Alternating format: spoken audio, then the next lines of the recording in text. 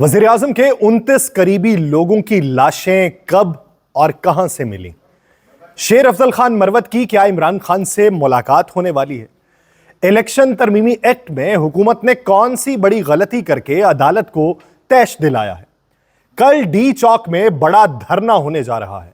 हुकूमत के पास क्या ऑप्शंस होंगे? क्या फवाद चौधरी की पाकिस्तान तहरीक इंसाफ में बाकायदा वापसी हो चुकी है? इमरान खान के माफी मांगने के ऐलान से कौन कौन फंसेगा?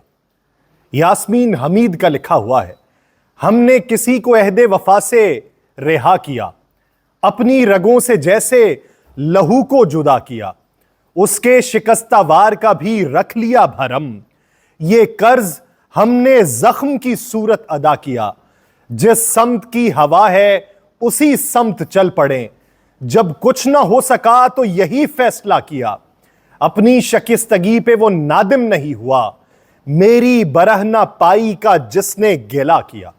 मैं यासिर रशीद हूं और आप मेरा वीलॉग देख रहे हैं।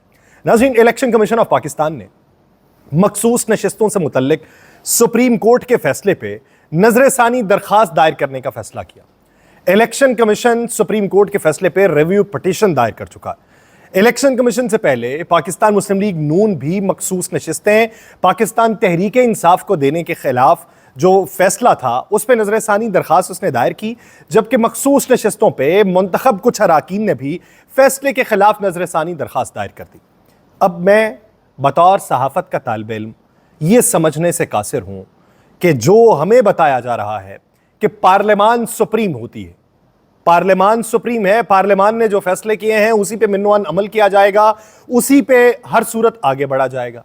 लेकिन पार्लियामान की सुपरमेसी, इसको देखते हुए माजी में जो फैसला किया गया था वो अदलिया ने रिजेक्ट किया था। आज के दिन पाकिस्तान तहरीक इंसाफ ने इलेक्शन एक्ट तरमीमी बिल जो है वो सुप्रीम कोर्ट में जाके चैलेंज कर दिया। एक तरफ इलेक्शन कमीशन ऑफ पाकिस्तान गया, पाकिस्तान मुस्लिम लीग नून गई, कुछ अराकीन गए और उन्होंने नशिस्तें इनको देने का फैसला चैलेंज किया और उस पर रिव्यू दायर किया।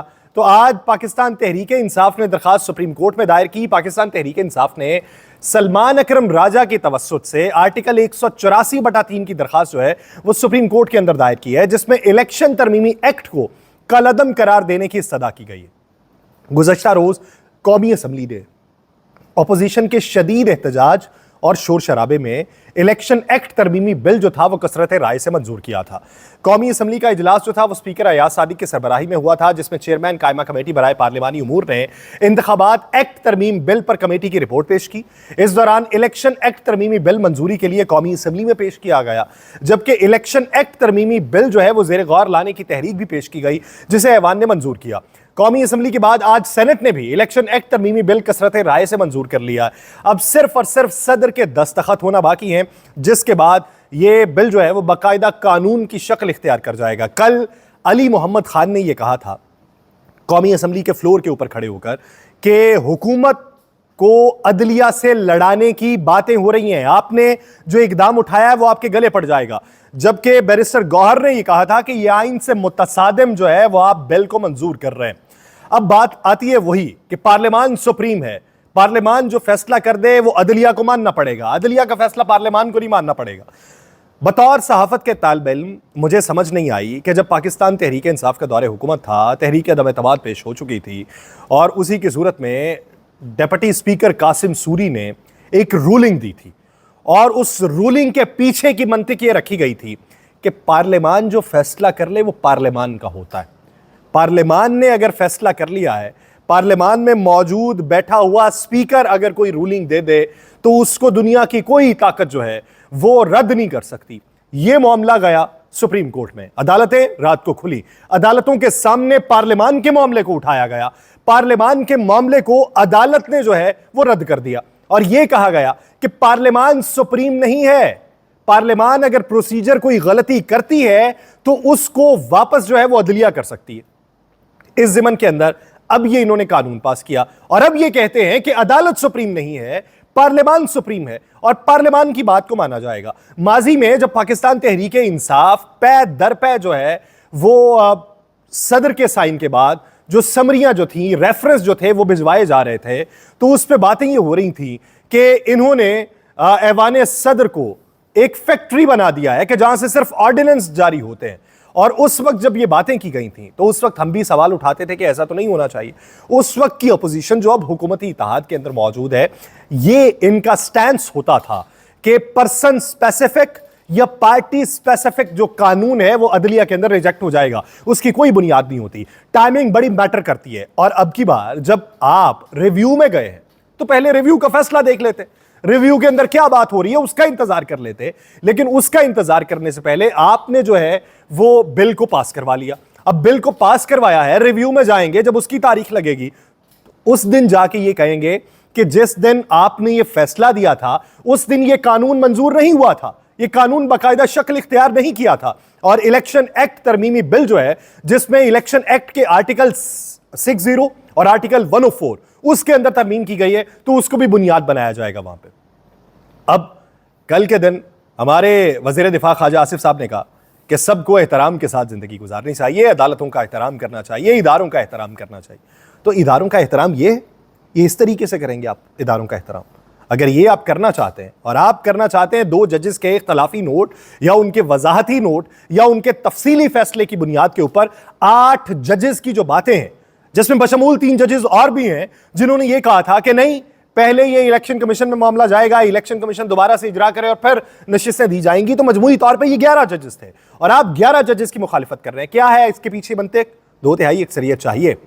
2/3 अक्सरियत के बाद आप मुद्दत मुलाजमत पे तौसी करना चाहते हैं, यानी आप भी एक नैरेटिव बनाना चाहते हैं। जिस तरीके से आप दूसरों पे इल्जाम धर रहे हैं कि ये इंतजार कर रहे हैं अक्टूबर नवंबर का, कि अक्टूबर नवंबर में चीफ जस्टिस काजी फाइज ईसा साहब चले जाएंगे और दीगर जजेस से ये अपने हक में फैसले करवाएंगे और 8 फरवरी के इलेक्शन को कलअदम करार दे देंगे। तो उसकी बुनियाद के ऊपर आप फिर दूसरे धड़े को मजबूत करने की बातें कर रहे हैं। फिर टाइमिंग जो मैटर करती है वो आपके लिए भी करती है, आपको भी इस पर सोच विचार करनी चाहिए, आपको भी देखना चाहिए कि क्या हो रहा है क्या नहीं हो रहा। दूसरी बात यह कि फवाद चौधरी साहब क्या पाकिस्तान तहरीक इंसाफ के अंदर वापस आ चुके हैं? तौहीन इलेक्शन कमीशन केस में इमरान खान के वकील शुएब शाहीन आज पेश नहीं हुए, उनकी जगह पे फवाद चौधरी हुए और उनके भाई फैसल चौधरी, उन्होंने इमरान खान की आज वकालत की है और उन्होंने दरखास्त दायर की है कि इमरान खान के चार्ज फ्रेम पे नजरसानी की जाए। फवाद चौधरी ने तो इलेक्शन कमीशन से यह तक दरखास्त कर दी है कि पीटीआई को 41 नशिस्तें दे दें। यानी फवाद चौधरी साहब आज इमरान खान की तरफ से बतौर वकील पेश हुए हैं। तो क्या कोई ऐसा शख्स बतौर वकील पेश हो सकता है जिसे पार्टी कबूल न कर रही हो, जिसके ऊपर अदम एतमाद का इजहार कर दिया गया हो, जिसे बानी रहनुमा ने कहा गया हो कि यह हमेशा से इंजेक्ट किया गया बंदा था, जिसके बारे में मुख्तलिफ बातें हुई हों और जो मौजूदा मेन टियर लीडरशिप को कहे ये डरपोक हैं, ये डरे हुए हैं, ये उस कद काट के नहीं है, उस शख्स ने आज जो वकालत की है, तो इसके पीछे की मंतक क्या है ये देखना है। दूसरा, शेर अफजल खान मरवत, आज इमरान खान से फिर सवाल किया गया शेर अफजल खान मरवत के मुतालिक, तो उन्होंने उस पर कोई जवाब ना दिया। बैरिस्टर गौहर ने यह कहा कि मैं ऐसा कतई नहीं होने दूंगा। शेर अफजल खान मरवत को मैंने कहा था, मैंने तो उसका हाथ भी पकड़ लिया था कि आओ खान से मुलाकात करवाता हूं और मैं ये खान से मुलाकात करवाऊंगा और ये सारे बहाम दूर हो जाएंगे, ऐसा कोई गलत फहमी में ना रहे। और जब ये बुनियाद बनाई जा रही है तो फिर देखना यह है कि अब के लोग जो नईम हैदर पंजोथा या दीगर रहनुमा जो हैं वो शेर अफजल खान मरवत के बारे में क्या राय रख रहे हैं और पार्टी चेयरमैन जिसे आपने बनाया हुआ है वो क्या राय रख रहा है। तो ये अंदरूनी तसादुम है, ये किस तरफ को जाएगा। दूसरी तरफ बांग्लादेश में पुरतशद्दुद जो वाक़यात हुए हैं, साबिक़ वज़ीर आज़म शेख हसीना वाजिद की सियासी जमात अवामी लीग से वाबस्ता 29 से ज़ायद अफराद की लाशें मिली।